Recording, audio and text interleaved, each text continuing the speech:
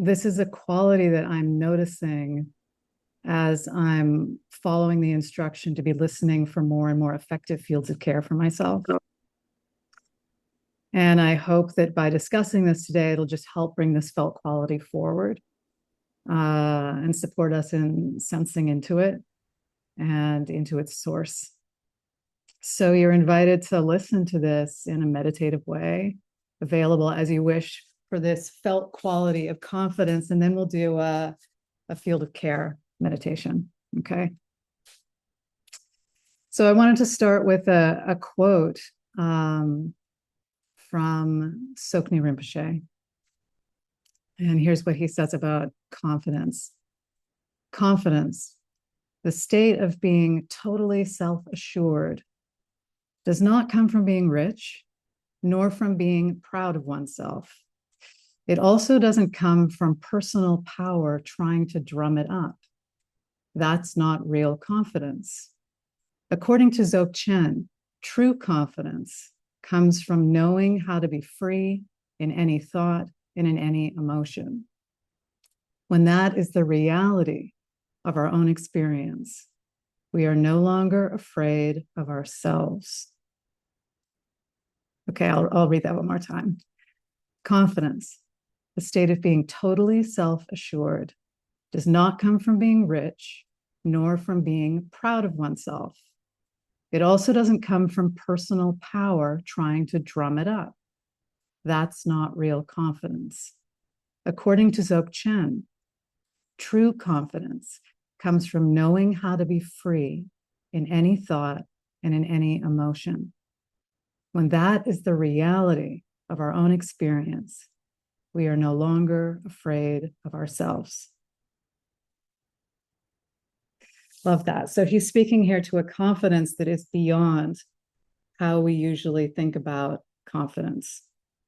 This is a confidence, he says, that is not manufactured, that is available beyond conditions, that arises in knowing a reality, as he refers to it, of freedom. And a lack of this confidence is rooted in a fear of ourselves or of who we are mistaking ourselves to be. So in these SCT practices, which, as you know, are adapted from practices within Dzogchen and Mahamudra, we learn that this knowing how to be free in any thought and in any emotion comes from knowing that we are not these thoughts and emotions. It comes from discovering through direct experience that we are not the feelings and reactions that we have been ongoingly mistaking ourselves for. Rather, we are openness aware, a term Lama John sometimes uses. We are the warm, open awareness, the nature of mind, a stable, knowing, healing space, as we refer to it in our field of care practice, within which all appearances come and go, and is their source. And when we're no longer tightly identifying as our thoughts and feelings, no longer reacting to them as if their very appearance defines us, right? As if anger appears, this means I'm an angry person. Anxiousness appears, this means I'm an anxious person. Happiness appears, this means I'm a happy person. When instead, thoughts and feelings are profoundly let be, are welcomed just as they are, then they can relax, release, and in time reveal the warm openness that is their true nature and source. So true confidence doesn't come from controlling our inner or outer experience, but by discovering a natural freedom with and within all experience. The freedom that comes from knowing the true nature of all appearances, the true nature of self and of world beyond our limited and limiting impressions, as Lama John says, and in learning to stabilize in and as this larger reality here. As Dzigar Kongtrul Rinpoche puts it, Don't let appearances outshine their nature. Right? Don't let appearances outshine their nature. The more we know ourselves to most essentially be our nature, our depth, the more we know this depth in and as all others. So true confidence isn't built on being better than others, but is revealed upon rediscovering our shared depth, right? Our sacred sameness. In Tibetan Buddhism, there's a deity who is the embodiment of true confidence, Vajragarvi, or Dorje Nyema in Tibetan. And it's translated as Lady of Divine Confidence or Lady of Divine Pride. And she is probably most often depicted in union with Vajrasattva, who is the central deity of purification. To meet her doesn't mean that appearances need to cease, but to be known most essentially as their luminous, empty, or open essence. True or natural confidence is in the felt recognition of and reunification with our true identity, right? With the larger reality here, with the knowing openness that is our nature and the nature of all beings, with the basic space and clarity that is the essence of all appearances. It is in the experiential knowing, even if just for a few moments, of care beyond conditions, acceptance beyond appearance, safety beyond circumstance, intimacy beyond proximity. So for me, one of the great gifts of these SET practices is the way in which they support you in moving from a conceptual understanding to an experiential one. And one way to speak about the function of our field of care is that it supports us in rediscovering our true identity, as Lama John has been pointing out particularly lately. Our field of care functions in this way by interrupting our caught upness in our thoughts and feelings and reactions that we are mistaking ourselves for, and by evoking qualities of our depth, who we most essentially are. And then through repeated practice, we become ever more receptive to these felt qualities that have been evoked from the knowing, healing space of our depth. And through our deepening receptivity to these felt qualities, we reunify with them more and more toward their source. And as we discover in our field of care practice, there's a tremendous power when a being, even if just for a few moments, embodies true confidence in your depth or nature, beyond appearances or surface impressions. When they see you as your basic goodness and are with you in that way. So I recently really recalled a teacher I had when I was young. For me, she was like a combination of Princess Diana and the Statue of Liberty. And when you were really behaving improperly, she would look you dead in the eye and say, remember yourself, right? It would hit you like a bolt of lightning. So like that, remember yourself. And here's a story I came across last week that I hope might give us some further confidence in the power of true confidence. So this is excerpted from Daily Good. Maybe some of you are familiar with this. It's an online blog. It's fantastic. Anyway, Daily Good. And this is from their July 31st, 2026 edition. I'm just excerpting bits of this. It's by a gentleman named Erez Levin, Erezlevin. Okay, I'll just read this. Okay, so he says, it was after midnight, some 20 years ago, in a gas station convenience store in Israel. I was in my early 20s, and I loved the night shift.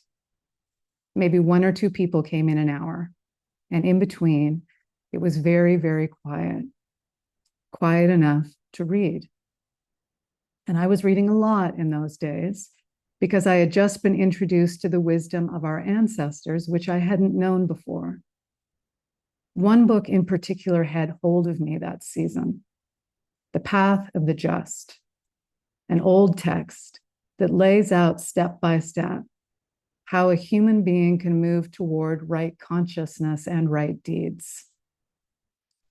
Standing behind that counter at midnight, reading it, I felt an enormous love for everyone, which is when the troublemakers came in. Two of them. One of them approached my counter and started talking to me. How much is this? How much is this? I told him the prices, thinking, okay, in a few minutes, I'll be back to my book. What I did not understand was that he was standing there like a block, positioned so I couldn't see what his friend was doing behind him. He was filling his pockets and bags with groceries. They took a lot. I had no idea. Finally, the man in front of me asked about the price of a pack of chewing gum. He paid me something like $1. And because of where I was in that moment, floating somewhere inside that book, in a good vibe with the whole world, I said what came out of me naturally. Zadok, have a good night. He looked at me, surprised. Don't call me that, he said. I didn't understand his reaction at all. And a minute later, he came back through the door with all the bags and put everything back on the shelves. Everything. Then he said good night and went. I said nothing to him. I didn't think I needed to. Only afterwards, piecing it together, did I understand what had almost happened. And I felt strangely happy. It was like finding money in your pocket you didn't know you had. So what is this word Zadok? In our tradition, we say the soul wears 3 garments, 3 ways it dresses itself to meet the world. The innermost is your thought. The second is your speech. The third is what you do. A Zadok is someone who is accurate in all 3. He's still a human being. Everybody makes mistakes, but he always comes back and makes the correction. He brings back the groceries, so to speak. But here's the thing. Zadok is also simply how parents speak to their children. The way you might say, come, honey. We say, come, Zadok. Let's wash hands before dinner. It's a way of labeling upward. We teach that when a child tells a lie, you never say, you are a liar. You say, this doesn't seem like the truth, but that is not you. The lie is a garment. You can change it. The label Zadok calls the soul higher. I think that's what happened at midnight in that store. When I said the word, I really meant it. I saw a human being in front of me and wanted to greet him somehow. And this is what came out. I believe he felt not worthy of what I was calling him. He wanted to rise to the level I had framed him at, so he did. The only intention I had was a good vibe toward him, toward the whole world in general. He could have found me at another time, more closed. But at that point in time, thank God, I was there. I was simply in a good place when a stranger stood in front of me and one word came out. Somewhere, sometime, someone will stand in front of you too, blocking your view. What word will come out of you?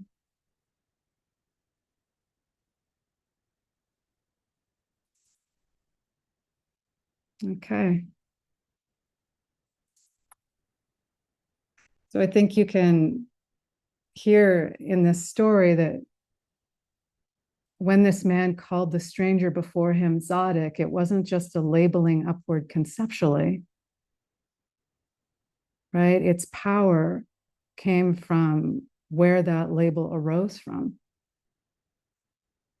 The worker in the gas station convenience store was reading a book that was evoking qualities of his depth, inspiring in him, as he put it, an enormous love for everyone.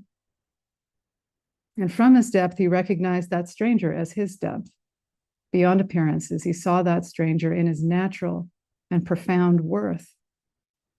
And that word Zadok was an expression of this uncontrived respect and warmth. And that stranger could feel that. And he responded from his depth and kind. Okay, so I hope that's some nice inspiration for a field of care practice. And let's remember, of course, that we're not working to generate any of these felt qualities, including confidence, right? The field of care practice is not an exercise in how did Sokni Rinpoche put it, personal power, trying to drum these qualities up, right? We're relaxing into receptivity to the felt qualities that are naturally evoked by our fields of care, qualities already here in their full power, ever available when we learn to become receptive to them. And maybe we're newly noticing some qualities that arise, one of which may be confidence. Okay.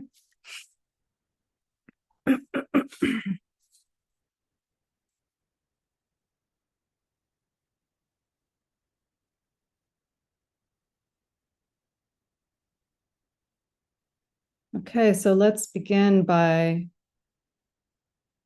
bringing to mind our intention for our practice.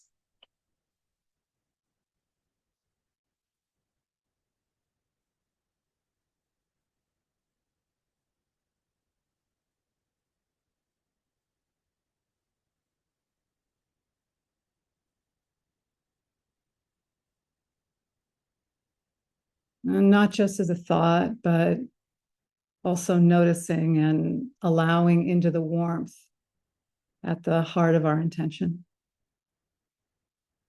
as a felt quality.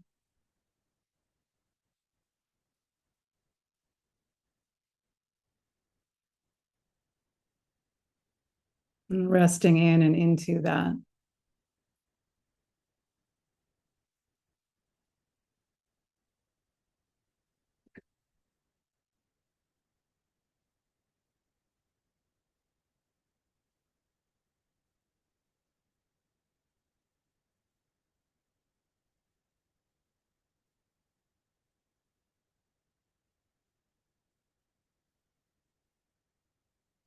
And sitting in a relaxed and comfortable way with your back straight as is able for you, with eyes gently gazing downward. And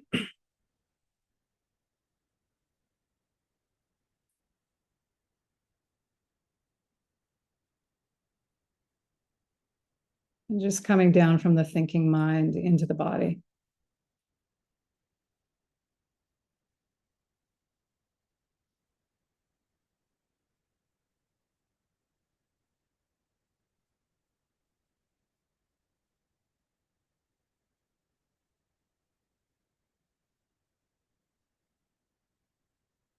Relaxing into the feeling of groundedness in the body.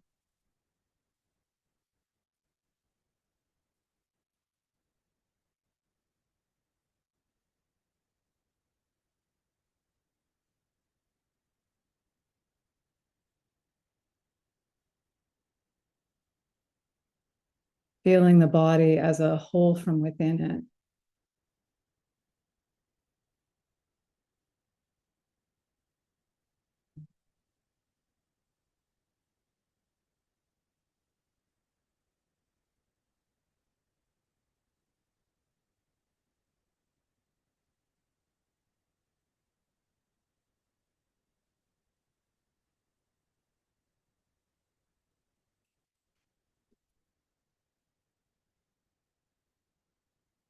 And then taking a deep inhale so that you can feel the lower abdomen expand. And then exhaling slowly and fully, just letting go of all cares, concerns.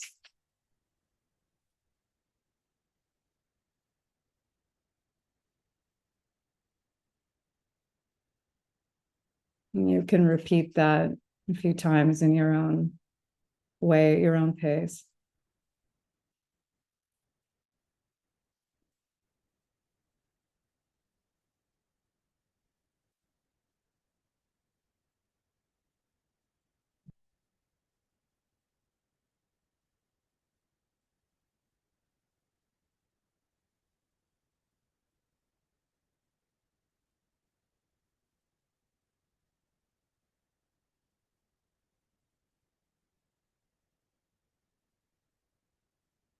And then just allowing the breath to settle into its natural rhythm.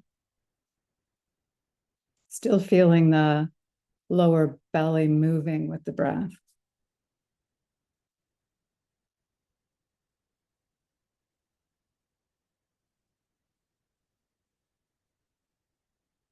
Breath by breath.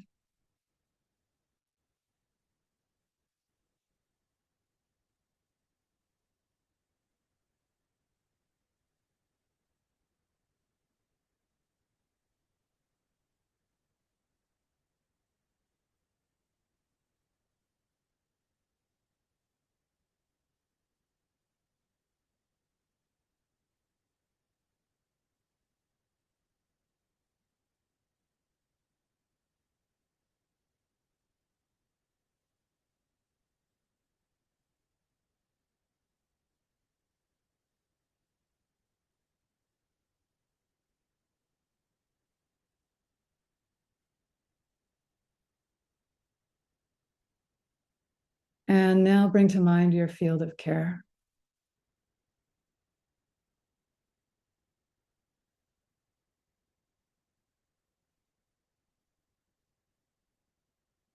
And again, not just as an idea, but as present here and now.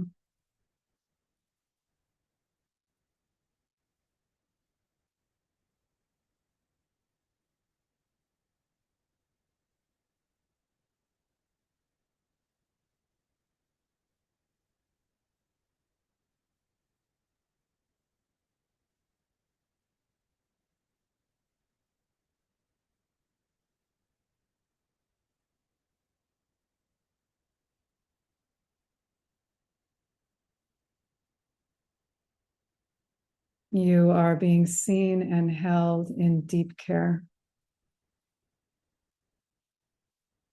in compassion,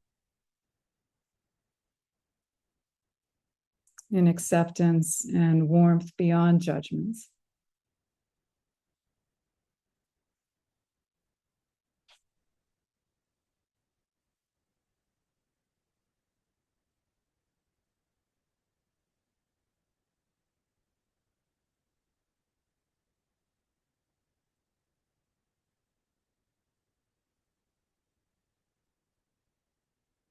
Sense or imagine that this is really happening.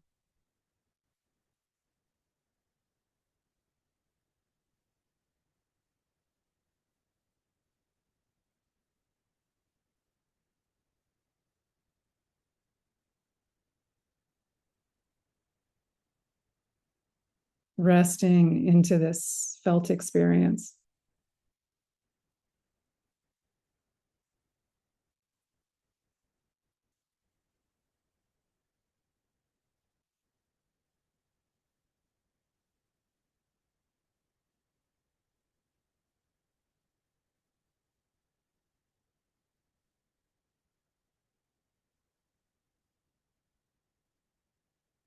Letting these loving energies infuse your whole being.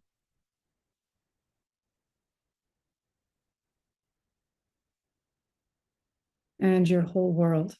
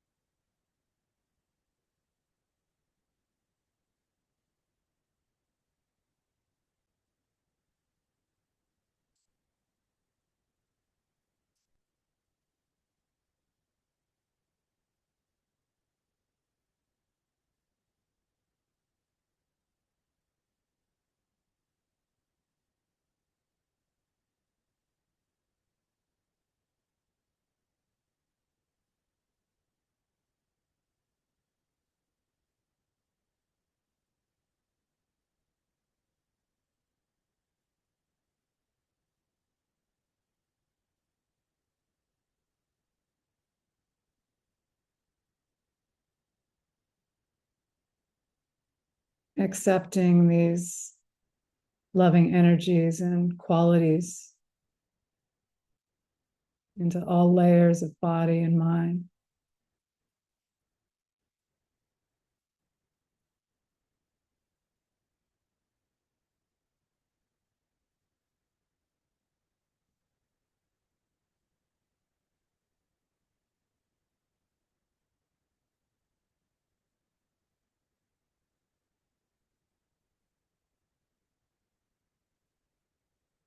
Every part of you and your world.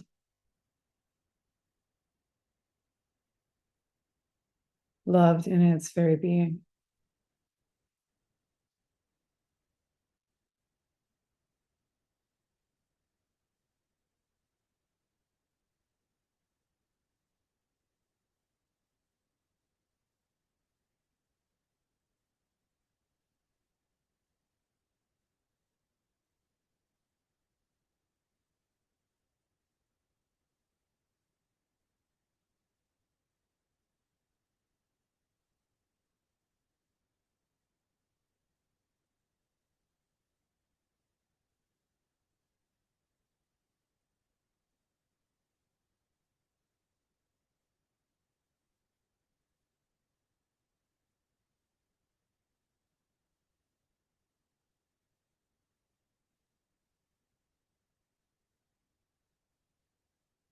Every part of you and your world. Loved in its very being.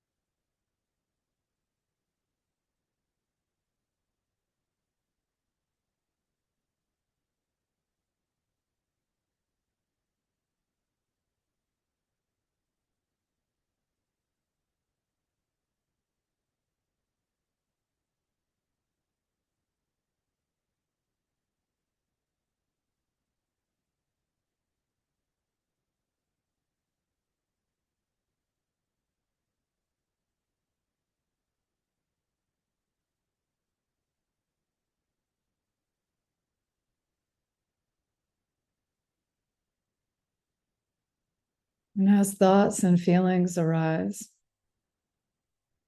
just allow them all to be embraced in the utter warmth and acceptance of this loving environment.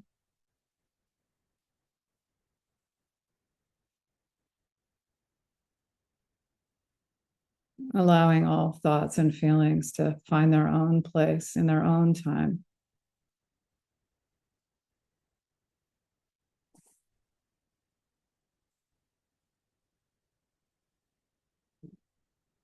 To relax and release.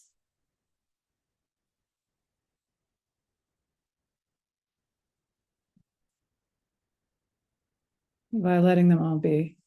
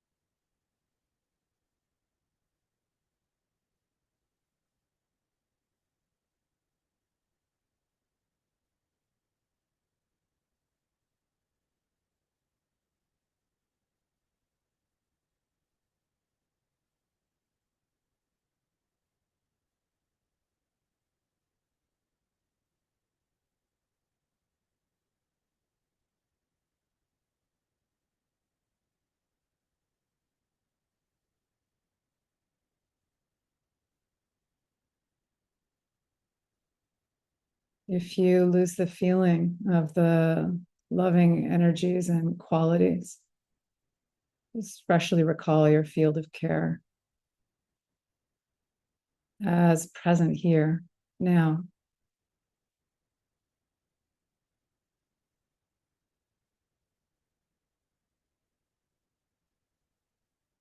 And allow its power to draw you back into the feeling of it.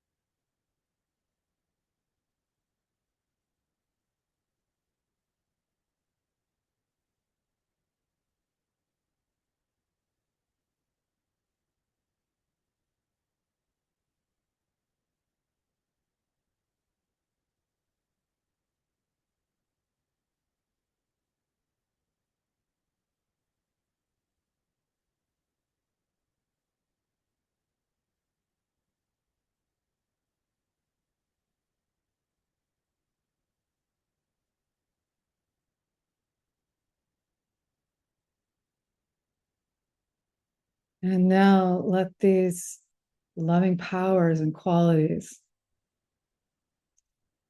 extend through you to embrace those around you in widening circles.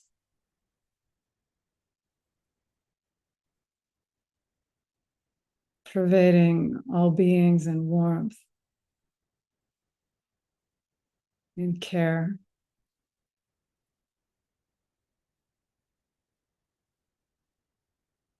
In compassion and deep peace.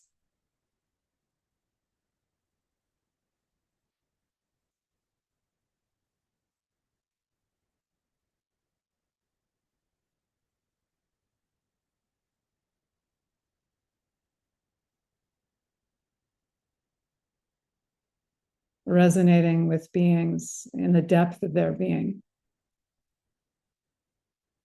from the depth of your being.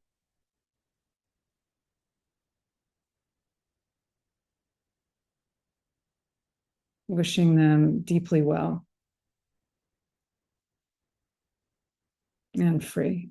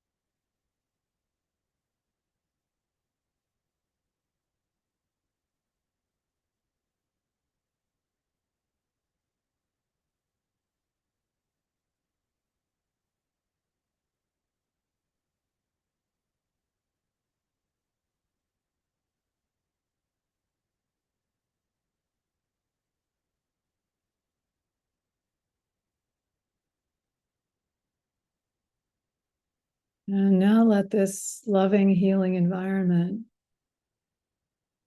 help your mind relax deeply.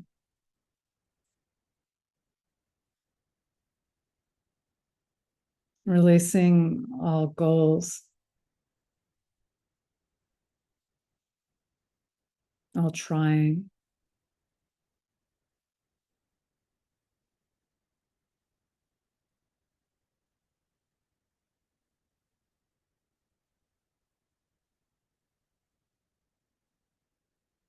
And allow the mind to settle back a bit inwardly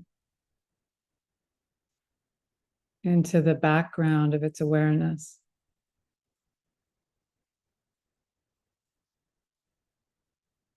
Naturally wide open, luminous,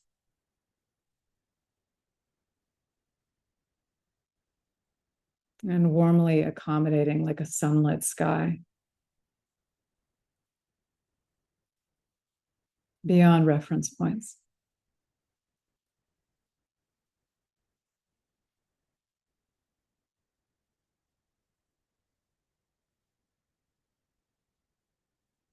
And just allow this inner expanse of lucidity and warmth unify you with it more and more. Just by relaxing into it.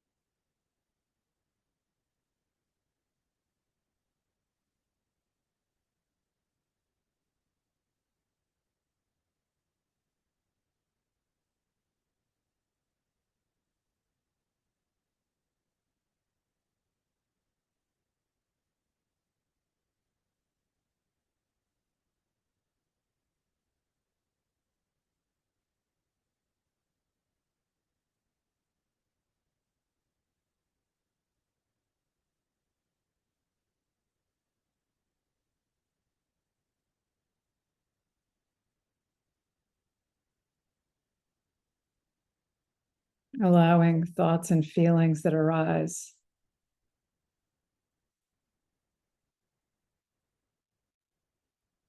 to just metabolize themselves and release within this endless openness of awareness.